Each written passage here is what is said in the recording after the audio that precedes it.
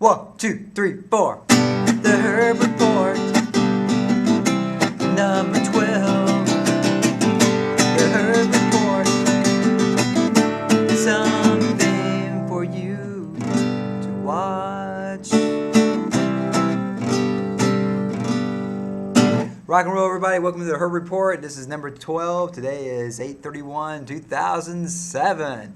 Well, got through the first week of school, basically, and this has been one of the smoothest weeks I've had in a long time. Actually, last few years everything's been pretty smooth, and this year has actually been even smoother, which I think it might be because a lot of the construction's over here. I think there's more parking because of the parking garages, those type of things. So I think that's awesome, actually.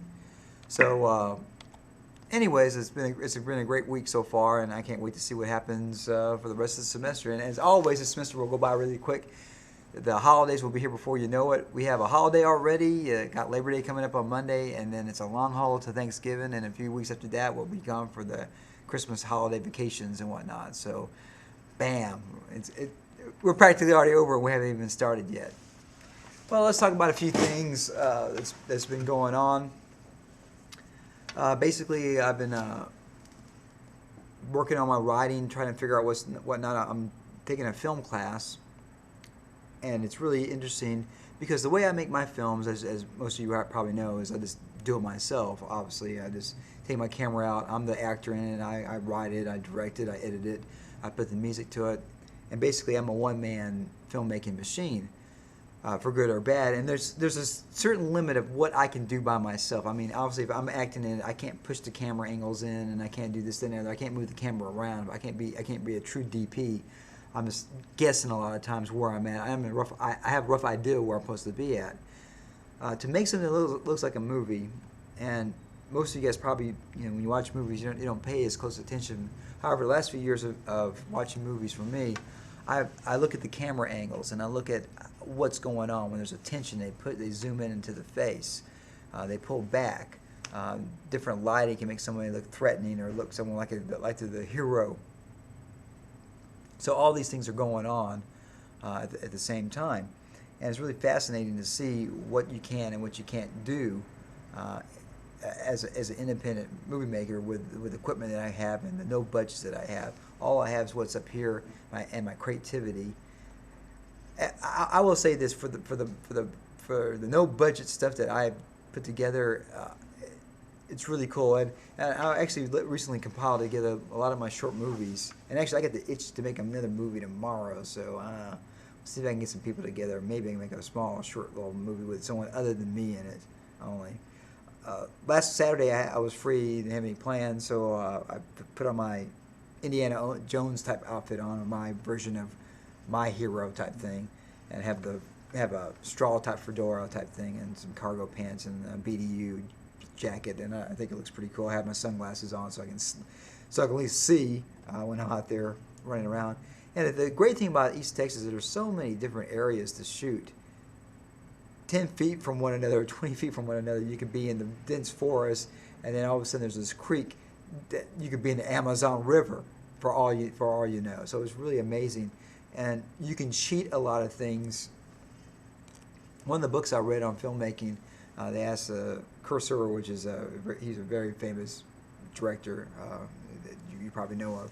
He was asked, why did you shoot this particular castle at this one angle here? And he said, well, on this side here was a soda making plant, and over here was a tire making plant, or something like that. Only in the middle was that shot that he could cheat that shot, make it look like that was going to be the shot for this period piece.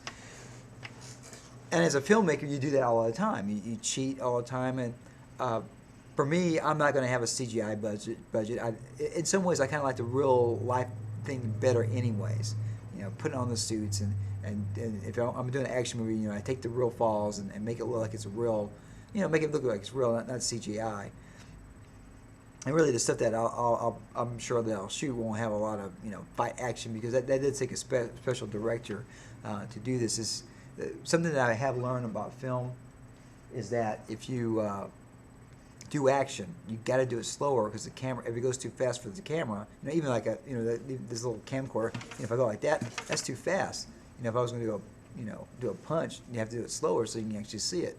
So I think I remember hearing, like someone like Bruce Lee would actually fight a lot slower than he normally could do, because if you move so fast, the camera couldn't even pick it up. Or at least that way you can see what's going on. So you cheat a lot of things when you make movies. Honestly, with the right lighting, if I take my glasses off and the right lighting, and I look at the right angle, I could definitely be the heavy. I could be James Bond type character. I could be, a lot of different things with the right lighting and right makeup, I guess, as well. And I don't know a whole lot about lighting or makeup, but that's something I'm sure I'm going to learn working on films with other folks. So really, working on a film, it's not about you. It's a collaborative thing. And that's the thing that I'm going to have to work on for myself, because usually I know what I want to shoot. I want to shoot this particular piece. I get hold of people together. I say, we're going to be here, and I'll start shooting, and I edit it myself, and I do the music myself. I do everything myself. I shoot it I'm using the DP for it myself, and then I put it together and put it on the internet and let thousands of people across the world look at it. Well, with a film process, it's going to be a collaborative type thing. So we have to decide on a script, figure out what we want to do. The majority of the group wants to do this. Okay, let's do that. And then we'll have to work together. And it's going to be a fun challenge to see how this turns out with me, because right now I'm going into this thing loving to make films, loving to make short films, my little 3-minute films. And will I still want to do this a semester or two from now? And we'll just find out. Hopefully the answer will be yes. Hopefully I've learned so many skills that I want to keep doing it. And I'm going to keep doing my own thing as well. I have the resources, and I have a nice camera that I got from a pawn shop that is it's a consumer level camera. However, it has a manual focus, and for me that's one tool I wanted to be able to have. So that camera there is going to be a great camera.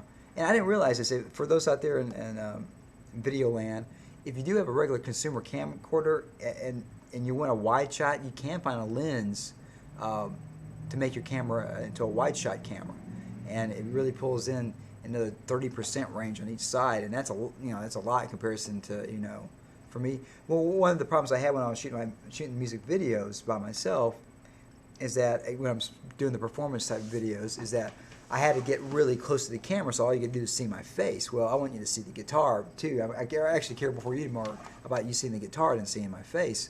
And the reason why you see my face, because I want my voice to go to the microphone, which is built into the camcorder. So these are the things that you do with that widescreen lens. That's the best thing I ever bought for me. I can make music videos where you can see my whole guitar and me standing there, and I don't have to scream the song out. I can be as close as I was before.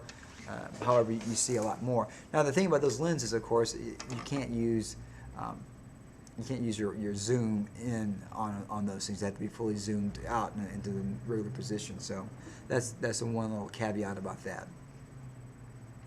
Well, let's see what else is going on. The classes I've had so far are going great. It's really, as the years go by, I teach, I find that I'm able to express my ideas better. And, honestly, for a while there were some folks coming in and they were kind of rowdy and whatnot like that, and you have to let them know, well, hey, I'm the one talking, so you can't talk. Well, in the last few years, I don't know exactly why, but everybody's been really, really respectful and whatnot, and I truly, truly am humbled and appreciated by that. And I don't take it personally. And when you're a teacher, you really can't take it personally. You have a job you want to teach, and this is what's going to happen. And you know what's going to happen. You believe it's going to happen. It's going to happen. However, if folks come in automatically and they're automatically respectful, makes life even a whole lot easier. So this semester, I think, is going to be a great semester. We're going to learn a lot of stuff together, and I can't wait to see what happens in so many aspects of, I think I've said this before in a couple of blogs, that I think a lot of times I learn more than what the students learn, because I have all these folks with so much energy and so many ideas that it's just, you can't help but pick up things and learn things by it. Well, I guess that's really a good podcast for right now. I can't wait to see, I'll do a podcast next week, and maybe I'll do a podcast on Labor Day, because I'll have a little time there to see to kind of give some more going on. The CD, the folks are enjoying the Rita CD, so if you haven't got yours yet, go to my blog, and you can download it for free. And if you got a color printer, you can actually print out a color version of it, and you actually have a color cover before I do, because I don't even have a color cover. I just have because my laser printer prints black and white. So that's why I have this one here. And if you want a color one, you can download the JPEG file and print it up on your computer and have it and share with all your friends and family and whatnot. Hope you enjoy it. 30 songs is a lot to listen to, I know. I honestly thought this album was going to be the one I was going to take, like my 12 best songs that I've written. However, since I got 4 albums now, and they roughly got 20 some odd, 27 to 30 range, let's just say 120 songs on those, and then I got on 80 or 90 songs that I haven't put on a CD. I'm going to go back and figure out the songs. I'm sure I'm going to re-record the Nerd song and Sweater Girl, because that seems to be really popular ones. And the one, There's a Girl That I Know, I just love that song. I want to record that one again. I came close to recording that one again, because at the end I usually do it, I used to go up in thirds instead of staying on the same pitch. So instead of just saying dun dun dun, I'll go dun dun dun dun. I would end like filling the triad up. There was an intro of that one just sounded so good. That little intro on that, the first number on the album. If you don't listen to anything else, listen to that first number on the album, because I love that song. The song was incredible, and just the very first part of that lick is so beautiful, and I really enjoyed it a whole lot. So hopefully you get a chance to check it out and listen to it. Share it with all your friends and family. Part of the reason why I make music is I like folks to listen to it, and the reason why I put it online for free is because I'm not worried about being confiscated with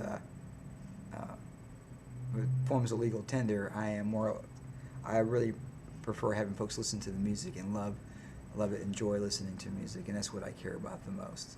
So go out there and download the Rita's, the 4th album by Herbert Midgley, and I think you'll enjoy it a great deal. And I think I've got a cool blog coming up, I think, as well. So if you like seeing 10,000 pictures, or at least 10 pictures of what I've done in the last week, then check that out as well. Well, anyways, rock and roll, everybody. I guess we'll end this. Have this be a little bit of a shorter cast today, and y'all have a great day and rock and roll. The Herb Report is now over. The Herb Report is through. The Herb Report is over. Yes, it is. Rock and roll, everybody. Y'all have a great holiday. I'll see you.